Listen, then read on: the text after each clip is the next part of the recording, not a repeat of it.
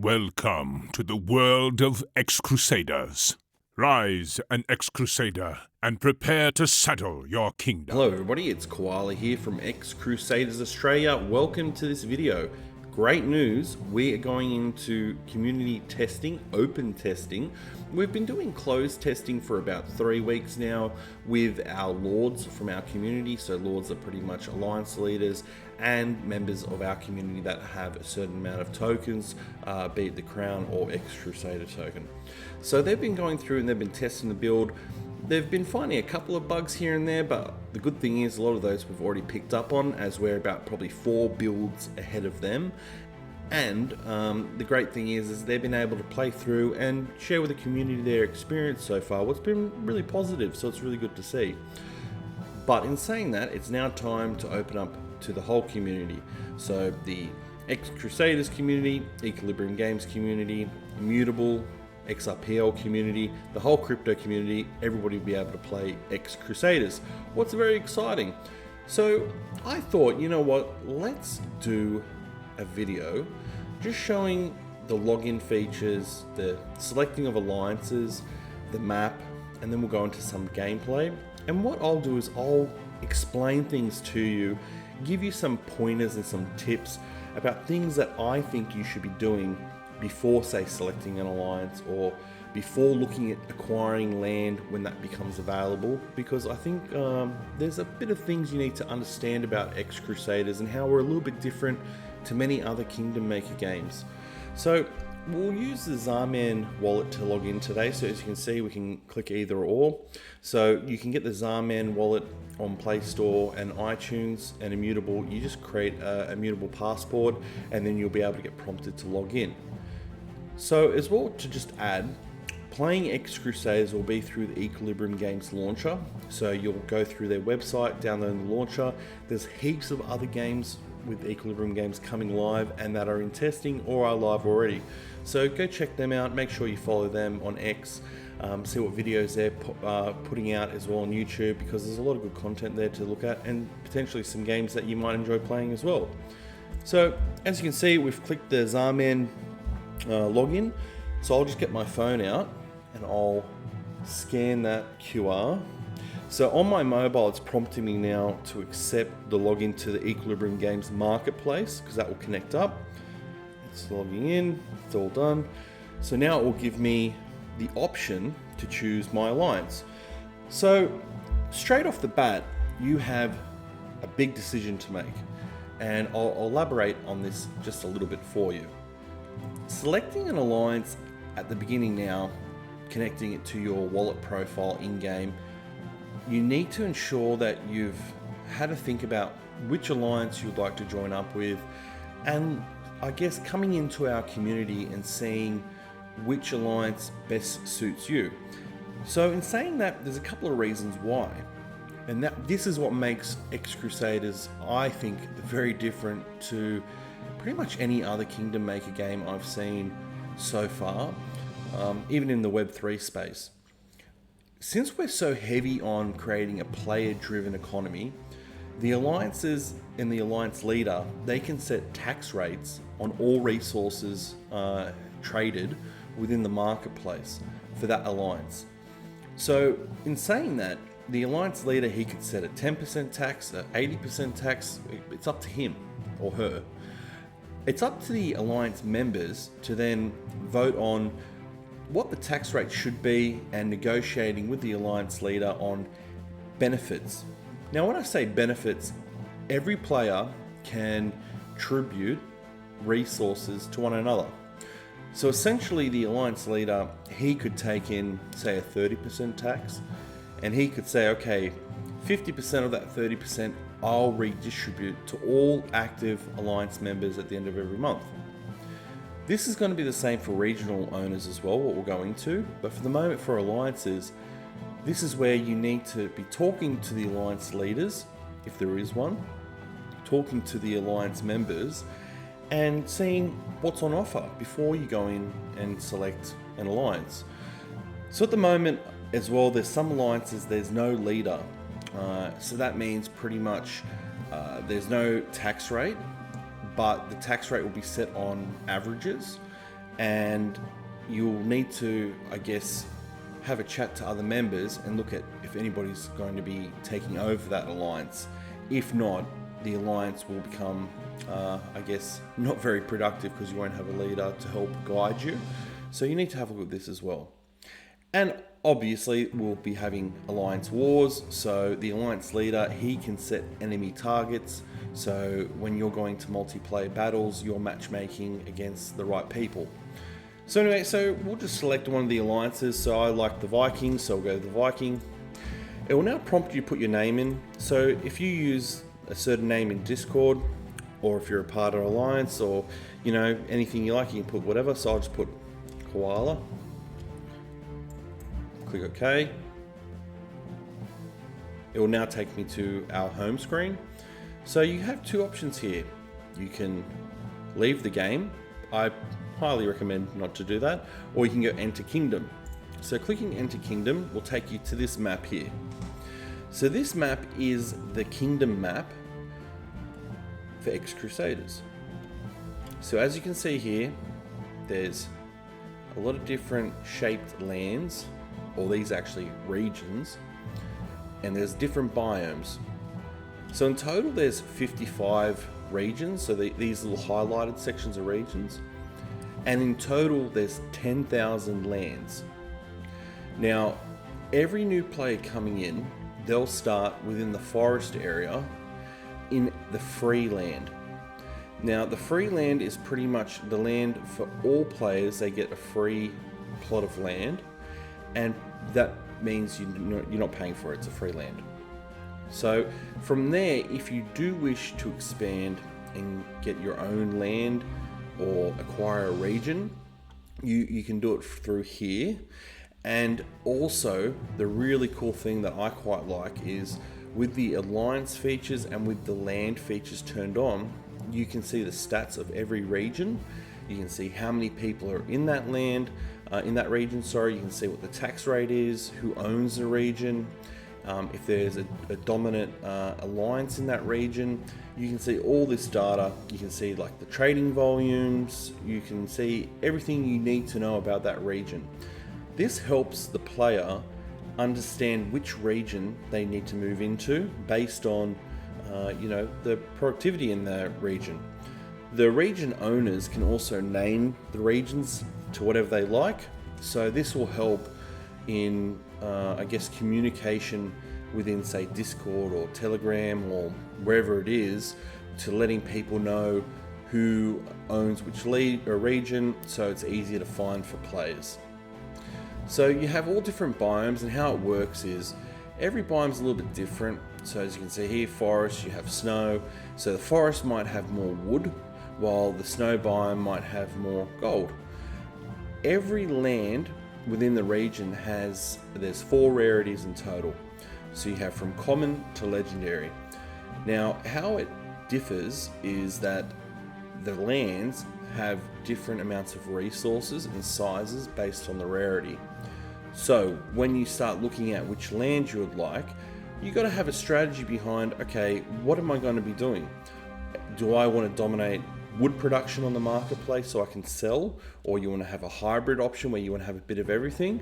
So you'll have some time to think about this, but I would highly recommend to make sure before you buy any land in game, you explore the different options and have a strategy behind what you're going to do. So we're going to go into game now. So pretty much you can click any of these boxes in the forest area, and what will happen is it will take you to our home kingdom map. So the home kingdom map, this is the map for all new players coming into game. So it's the same style, doesn't change. While when you go into like the NFT lands, they're all a little bit different. Some might have different features from the other ones. So what I'll do is, let me just turn off the music and the sound effects as, yeah, that worked, as I want to be able to talk to you and not have the music going over the top of everything. So when you come in, there's some, I guess, key movements. So you have W for up, S for down, A for left, D for right. On your mouse with a roller, you can zoom in, you can zoom out. G rotates, H rotates. If you hold down the right clicker on the mouse, you can move like this. You can go up, you can go down. So you have the basic movements and rotations that really you need. So when you start off, you have a farm and you have a villager. And you might go, okay, what's next? As soon as you click the villager, it'll come up with all the buildings. The red buildings mean you don't have enough resources to build them, and you'll need to save up. So at the moment, I can create my hometown. This is a real critical building to have, so we'll put this down. Now you can see automatically it's red because it's over the villager. Green is fine, but see how in the bottom corner it's yellow? So as the building upgrades, becomes larger, it changes its design. So yellow is indicating that when this building upgrades next, it's going to be encroaching slightly onto that farm. So for me, I'll be going, no, I'll keep it away. So I'll put it here. So in game, you have the fog of war. So as you move around, you will explore the area and the fog of war will be removed. You can see in this section here how it's dark. Now I can build in here. I can build in here as well. I can't build in the black section. So you can take your villager far away. As long as the area has been explored, you can build. So in saying that, at the start, what I highly recommend is to start farming. Don't try and explore too far away because there are enemies on the map, and the issue is if you take your villager and start going too far away and you run into a tower or a horseman, you can lose your villager, and that can put you in a really bad place, especially if you don't have more food to make a common person, and that's 50 food. So as you can see up in the top here, I have a population limit. So every house I build gives me 5 extra population spaces. In the top here are all my resources, so it shows me how much I have of each. And as the villager harvests the food, he'll take it back to the hometown and that will go up. So the different buildings in game for the testing initially are the following. So you have an archery range, you have a stable, you have a barracks, you have a house, you have a lumber building, and then you have a whole heap of towers. You have your walls, your castle, your machinery building, mines, and you have your food mill. So obviously the archer building creates your spearmen and your bowmen. This creates your cavalry, being the stable. Your barracks create your swordsmen. Your house increases your population. Your lumber building. So if I place my lumber building here, and let's say that villager is harvesting up here, at the moment he'll be going back to the hometown. With the lumber camp here, what will happen is the villager will go to the lumber camp instead of going back. So it just minimizes the distance between the lumber camp and the wood, and it speeds up and it creates better efficiency really. So upgrading your lumber camp actually increases the efficiency of the villager for any villager that is harvesting wood. So you'd want to be upgrading your lumber camp, your mine, and your food mill, because all of these things will upgrade the efficiency of production and collection. Now, there are caps on resource limits. That is a building that's down here that's not showing yet, and that's your warehouse. So your warehouse being upgraded will increase how much you can hold. So if you wanted to upgrade, you can see here how much you need. You need like 25,000 wood, food, gold, and stone, and you need a level 1 castle. So to build a level 1 castle as well, that's going to be 1,000 wood, 1,000 stone, 1,000 gold, and 2,000 food. So you really need to be looking at increasing your warehouse capacities to ensure you can facilitate upgrades. And obviously so you can have a better storage capacity. So as we go through, you'll see there's a whole heap of towers, and you might look at that and go, this is like a tower defense game or something. No, every one of these towers are actually really important, more so in multiplayer, but they all have a really cool purpose when you're battling other players. So like your Sanctuary Tower, so this has a healing power, so this will heal your troops or allied troops within a radius around the tower. You have Bombard Towers, so they shoot heavy cannons, great for like killing siege or heavy armored troops. You have a Guardian Tower, so this ambushes troops coming into its proximity, so in its radius, sorry. So when you, for example, if we're here and I have a Guardian Tower right here and some enemies come around here, it'll be within the radius, the troops will come out and ambush them. So these are really good at having as a point to point around the perimeter of maybe your battle map kingdom to sort of protect you.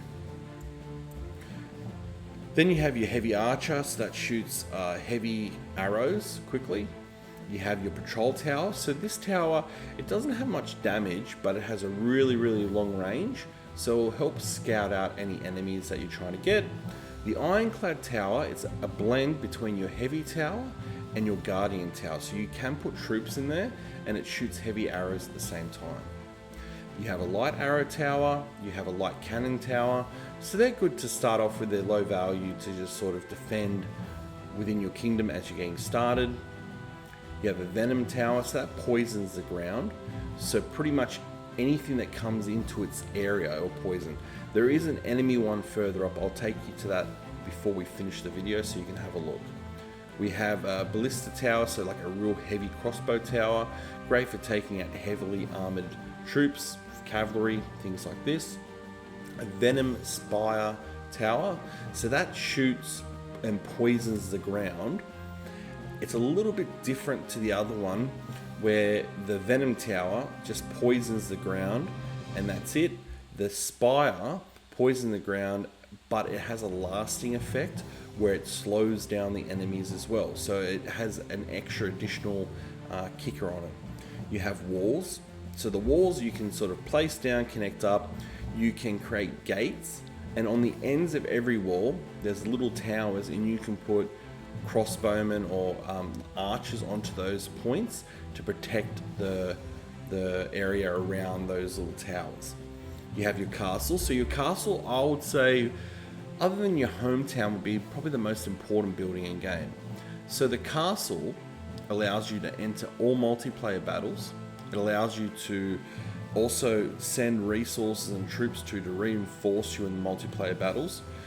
Now, talking about multiplayer battles, it's going to be really important to take resources in and troops in to reinforce you, because if not, when you come in, you're going to be taking a lot of time up just trying to get enough resources to raise an army.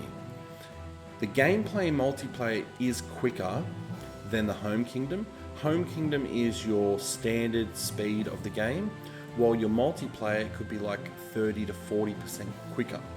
So that allows you to train quicker, build quicker, but what it doesn't allow for is if the other player comes in with reinforcements and tries to pretty much, drive you out really quickly by sending a whole heap of horsemen. So I would highly recommend looking at having a stockpile of resources to bring into battle and also troops. The one thing you got to remember is what you take into battle, you can essentially lose that to the enemy. So you need to make sure that you don't go all in, because you might lose everything in one battle. So as we move down, we have your machinery building. So your machinery building has your trebuchets, your catapults, your heavy crossbowmen, all the fun stuff. And they're very slow moving in the first couple of levels. They speed up, and all troops can be upgraded. So at the moment for testing, we have 2 levels, but there's 10 levels in total. So as they upgrade, the troops, the machinery, they all change their visual aspects, and also their statistics change. And that's the same on building. So once this upgrades, it becomes larger, it looks different, and it changes as you go. So then you have down here the mining building. So I thought I saw down here, yeah. So you have a plot of gold here. So having your mining building set up allows them to drop off here. The drop off point's nice and close if you place it right here. So it's the same as your lumber camp and your food mill. Then you have your sanctuary tower, so that shoots out lightning bolts and deals like a lasting, lingering damage and slows down troops as well. There's one of these on the battlefield today that I can show you. And then as discussed, you've got your food mill. So on top of that, you have a couple other buildings that will be turned on at certain points. So you have your alliance building. The alliance building will let you see all stats within your alliance, all members. You'll be able to then inbox them, you'll be able to attribute to them. It will show you which other alliances you're at peace with, you're at war with, what's the current tax rate. We'll have voting features coming into there. We'll have a whole heap of nice features for you all to enjoy, and also we'll be setting different events and rewards within the factions that the alliance leaders can set up and that players can even vote on. So on top of that, we have a communications building. So a communications building is something that can be placed down, and that allows you all to talk through like a global chat where players can communicate through text with one another. We have a cultivation building. So the cultivation building is pretty much, you can place it near, say, trees, and what will happen is as the trees are depleted, you can place your cultivation building there and it will replenish the trees, or start planting new trees within the area around that building. So those are the buildings that will be coming. These are the buildings that you'll be able to use. So what we'll do for now, I'll take you for a walk because I thought I'd show you these couple of towers. So I'd highly recommend not to do what I'm doing at the moment until you have troops. So the villages at the moment, they don't attack. They will have a low attack amount coming in. A couple of other things to keep in mind is when you go to harvest wood at the moment, he has a pickaxe. Yes, it is getting changed to an axe. We're going to be bringing that through in one of the next builds coming in. So let's have a look. Let's go up here. So I'll take you to the Venom Tower. So I think there's a couple of towers here. That's your Venom Tower. So let's go. Let's have a look. Let's see what it does. Ooh, so that's your Heavy Tower. Yep, Venom Tower. So as you can see here, yeah, dead already. So pretty much it will poison the ground, gives that lasting effect. That cannon tower didn't help, did it? That really killed that villager pretty quickly, didn't it? So anyway, so as you can see, if you didn't have enough food, you'd be pretty stuffed, and you'd have to get a new profile. So, or you'd have to get somebody to tribute you food so you can restart. So as you can see here, so you have your training, so that's your percentage. So that will happen as well for upgrades as well, so you'll be able to see where you're at. One thing we'll talk about on this section here, we will have graphics settings. So at the moment, so you're aware, the graphic settings of the game is set to average. That's for testing, because we wanted a player on like an average laptop or a player on a really good laptop being able to play and not have the issue of their laptops lagging because it's not good enough. But in saying that, we are going to have like a low, standard and a high quality setting. So that way people with really high-end laptops or computers, they can take full advantage of the graphics and play as they wish. So what's next for XCrusaders? What are we doing? So the open community testing will start very soon. The current players testing at the moment will start transitioning them into the multiplayer build, and then from that we'll then open the multiplayer build to all players. Once that happens, we'll then have both builds combined for your home kingdom and multiplayer battles, where battles will be initiated through your castle, as I mentioned before. From that point, we'll then turn on the marketplace. So the marketplace is really cool as well. The marketplace is like buying and selling on the decks, creating buy and sell orders, but with resources. And in game, you use the crown token for all trading. The crown token also has utility around voting. It's a really important token to have in your wallet if you wish to use it in game. And the Crusader token is used for all premium in-game items, so like your land, regions, and other in-game items like skins and things like this. So having those two tokens is essential if you wish to be able to buy land and go beyond your free plot of land. On top of that, we will be having rewards kicking off for all players that connect up that have XCrusader and Crown in their wallets. So pretty much how it will work is the wallet's connected to your game profile. We'll be looking at which alliances are most active, which players are, farming the most and things like this. And we'll be running some events straight away for all players coming in when they start. So you got to keep that in mind as well. You'll need to have XCrusader and Crown. You can get that currently through your Xaman or Solargenic, and there's a whole heap of other dexes you can get our tokens through. So yeah, so just keep that in mind. And like I mentioned before, you'll be able to download and play through the Equilibrium Games launcher. So once we get through the marketplace, we'll then be turning on the alliance and land sales. So pretty much the alliance buildings will be turned live, the communication building will go live, and then we'll start rolling out for people that wish to acquire regions, alliances or lands.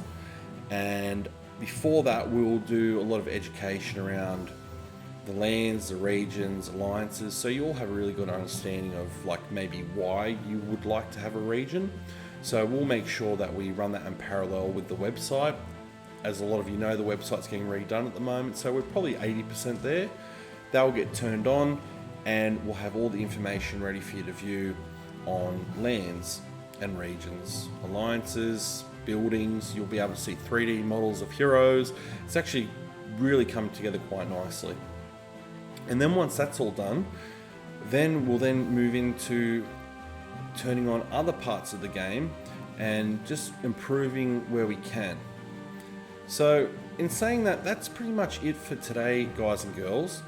I hope you enjoyed the video, and I hope that this gave you some more information around what we're doing, the plans, what you can do in the builds coming out, and also the future of what XCrusaders will be over the next couple of months. But until next time, everybody, stay safe out there in the crypto world, and we'll chat soon. Thank you. Bye.